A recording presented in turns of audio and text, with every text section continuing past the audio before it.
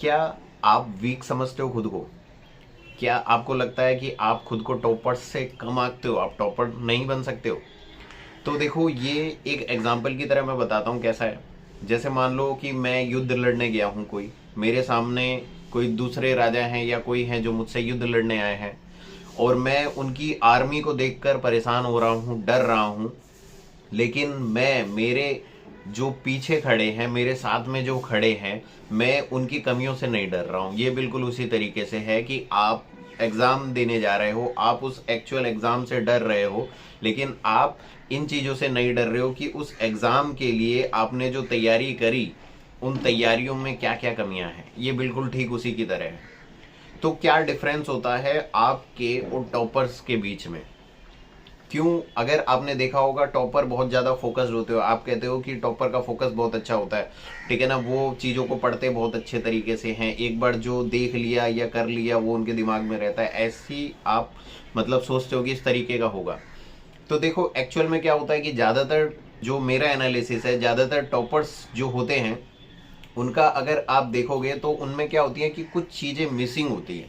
Missing कहने का मतलब मैं कह सकता हूँ कि जैसे 100 टॉपर्स की अगर मैं बात करूँ तो उसमें से 90 टॉपर्स आपको ऐसे मिलेंगे जिनकी फाइनेंशियल कंडीशन भी ठीक होगी, जिनको कोई फैमिली प्रॉब्लम्स भी नहीं होंगे, और जिनका माइंड काफ़ी ज़्यादा स्टेबल होगा। लाइक उनको दूसरी चीज़ों को सोचने के बारे में कोई टाइम नहीं मिलता, या फिर कह सकते हो कि उनके पास कोई दूसरी सिचुएशन नहीं है।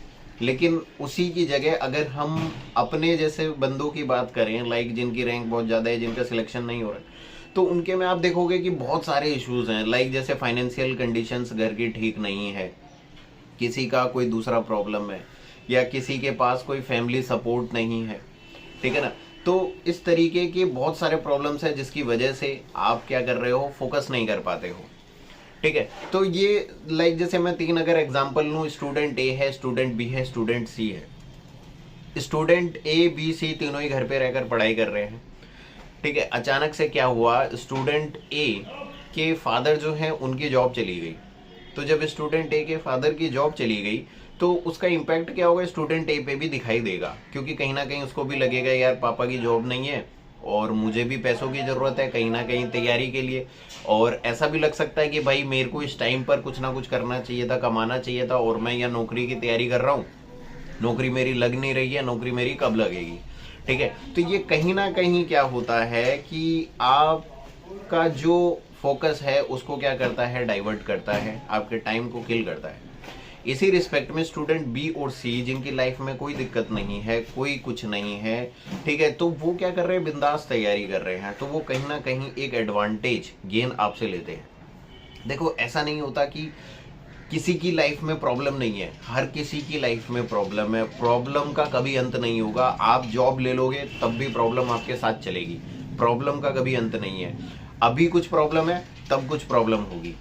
तो कहने का इस वीडियो की कंक्लूसिव मोटिव ये है कहने का कि देखो भाई, कितनी भी प्रॉब्लम आ जाए, कुछ आ जाए, आपको सिचुएशन को डील करना सीखना पड़ेगा।